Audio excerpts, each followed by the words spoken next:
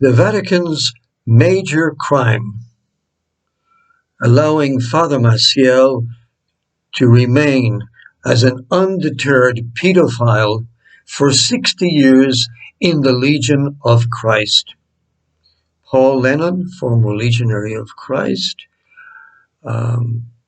licensed in sacred theology by the Gregorian University and licensed in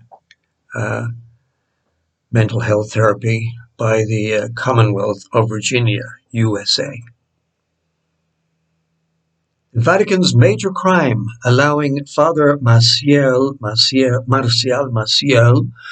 a Mexican born, raised priest, founder of the then Legionaries of Christ, or Missionaries of the Sacred Heart, or its several names, to return to the scene of his crimes and to continue his pedophilia actions in the Legion of Christ undeterred for 60 years.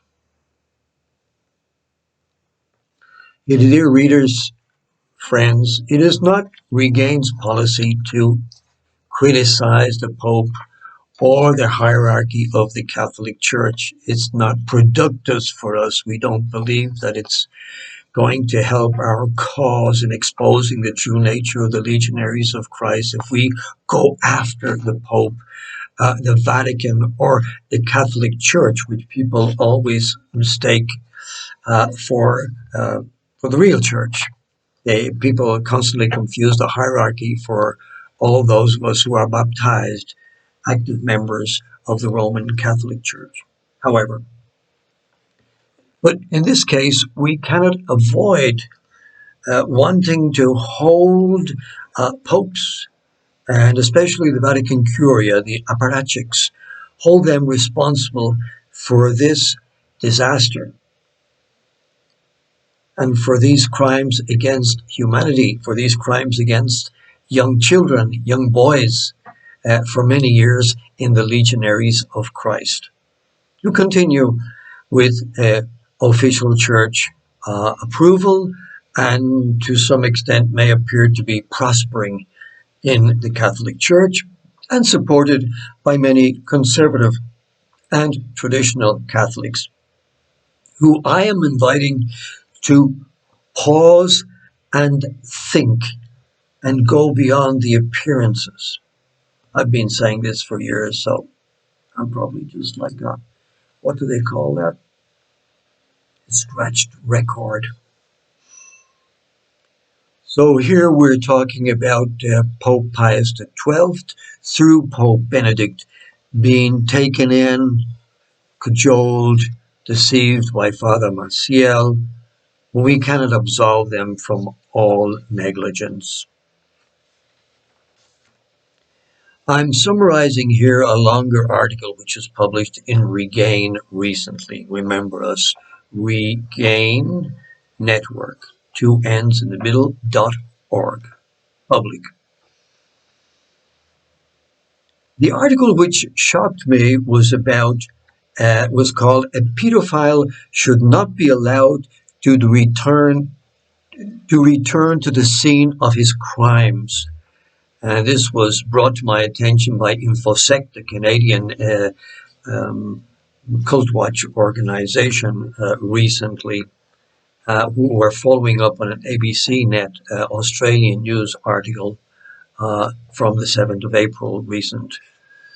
The cited article refers to how Australian residents objected to infamous pedophile little Pebble being allowed to return to the place of his pedophilia crimes, even under very strict supervision. The article left me in a state of shock and confusion when I realized how information regarding Father Maciel's abuse of a junior seminarian under his care 2 years after founding the order with pre-adolescent boys in Mexico reached the Vatican in 1943, according to the statement of the current prefect for religious orders and special dedicated lives, Cardinal Bras d'Avis, who revealed that an objection, that a complaint against Maciel had been sent to the Vatican, had reached the Vatican in 1943, the case we just referred to. And it was disregarded, leaving the predatory fox in the chicken coop he had built for his own dubious reasons. This neglect may also explain how Maciel's victims' lives were so irreparably destroyed. Such devastation was witnessed by their loved ones and by those experienced by them, of course, witnessed by their loved ones, and then later on revealed to us by the articles in the Hartford Courant of 1997. I just want to remark how the residents objected to the pedophile returning to the place of his crimes. They feared victims would be re-traumatized, so I'm not going to dwell on this.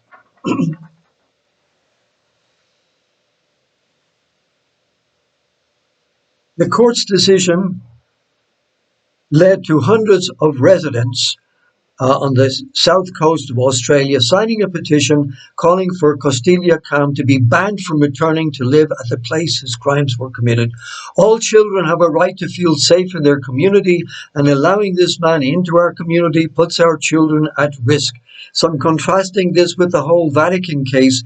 Here we have people who are concerned about this, and in the case of Maciel's victim, nobody is concerned. Those people in the Roman Curia didn't have the humanity, did not have the decency to protect the seminarians against their predatory founder and superior general. This is the crime. This is a crime of what would it be called? Crime against humanity. In my view, there has to be some reform to the law whereby an offender such as this can never come near his community. We cannot abide people like this coming back to live among us, and this is what I'm contrasting with Maciel. Excuse me. So I'm talking about here the re-traumatization of Maciel's victims and the corruption of the Legion of Christ, Regnum Christi Federation, founded and ruled by him. So gross sins of negligence, crimes of irresponsibility. It took the Vatican 13 years to react to accusations against the founder. And this is the first Vatican visitation of the Legion of Christ, 1956, which lasted like 2 or 3 years. And Maciel then was allowed back into the Legion after that by Vatican officials. The investigation ultimately was a failure, and Maciel was allowed to return to his foundation, not only living in the residences, but also as a superior general, enjoying worldwide authority and exercising total and detailed control over each member. And I can bear testimony to this because I joined the Legion 2 years after Maciel's return, and it was a glorious return, where he would wallow in the adulation afforded him by his subjects, and would gloat, excuses the word, in his having deceived Vatican officials. I was there. And I was his subject during this year. Father Maciel, Superior General, he was my spiritual director in writing, as he was the spiritual director in writing of hundreds of other legionaries. Once we took our perpetual vows, he became our spiritual director, and we wrote to him at least once a month to tell him about our spiritual progress, to open our hearts, our minds to him, our souls to him, about our spiritual struggles. I would imagine some of us would have explained our sexual struggles, or our struggles with celibacy, and our sacred vows of chastity, and he would be our spiritual advisor. It's just incredible when you think of it. People want to forget this, sweep it under the carpet, and I'm pulling the carpet up and having you look at this ugliness and all the cockroaches underneath the carpet. The incestuous father returned to his family, reinstated and in a stronger position. Back in Rome, the conman resumed his affairs with prominent members of the Curia, Cardinal, Monsignor. They've been named before by Berry and Renner in Vows of Silence, whom he continued in the Roman Curia, those members whom he continued to bribe and blackmail. We got to remember we have a psychopath loose in the Vatican, a malignant narcissist, undeterred, because what's wrong with these people? We're thinking about sins and misdemeanors and venial sins and mortal sins and all that kind of stuff. Crimes. We have a pedophile, psychopath, malignant narcissist loose in the Vatican and having the time of what? The time of Riley.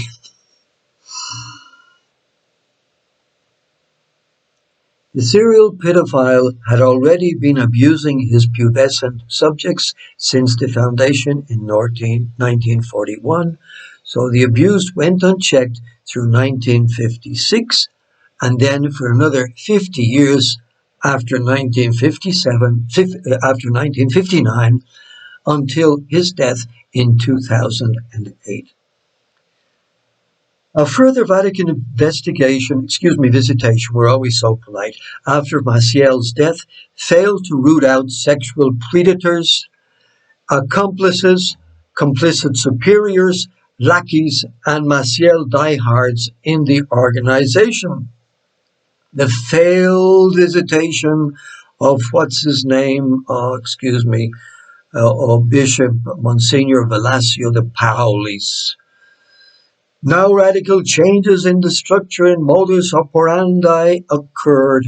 Changes were made to documents. We love documents. We rewrite the constitutions. We think that rewriting constitutions is going to change a sect and a cult into a bona fide religious order. Please wake up in the Vatican, for God's sake. The apostolic delegate had been love-bombed by then Superior General and Director Father Alvaro Corcuera, R.I.P., and the leadership cadre under Monsignor Velasco de Paulis remained in control and remains in control to this very day, where they safeguard Legion's finances, a very important aspect which the Vatican does not want to touch. The Legion was believed to have had a budget as big as the Vatican's. So nobody wants to what? Kill the hen that lays the golden eggs, or forget the fable. In recent years, the Legion, in its effort to deny widespread sexual abuse in its ranks, has tried to attribute the main part to the bad founder, acknowledging that he abused at least 60 minors under his pastoral care. When one considers that Maciel was a predatory serial pedophile, this number looks ridiculously low. One victim for every year he was there. 60 victims for 60 years hardly makes sense. Testimonies remark how Maciel was insatiable in his lust. One Irish victim, my friend, Michael Cahney, living in Brazil, former legionary, remarked to me in one of his letters, Maciel is always on the lookout for fresh flesh. Testimonies reveal how Maciel progressed from abusing victims as adolescents, as children, to abusing them as adolescents and then as young adults. The imbalanced relationships sometimes continued into early adulthood with his then considered lovers. His dalliances with women tend to obscure his pedophilia and confuse the public. However, it is many of ours contention that Maciel's preference was always focused on boys and adolescents. A pedophile is always a pedophile. One is left pondering the effect of second and third generation victims come predators inside the Legion of Christ. In an atmosphere of closed doors, secrecy, minimization, exile, and, get rid of them, and cover up. Testimonies reveal how Father Maciel progressed. Exactly. We are left with some mind-boggling questions. What is the effect of a pedophile confessor, spiritual director, superior, general director living in the midst of a religious community founded and controlled by him? What is the safety level in a community with an unrestrained sexual predator?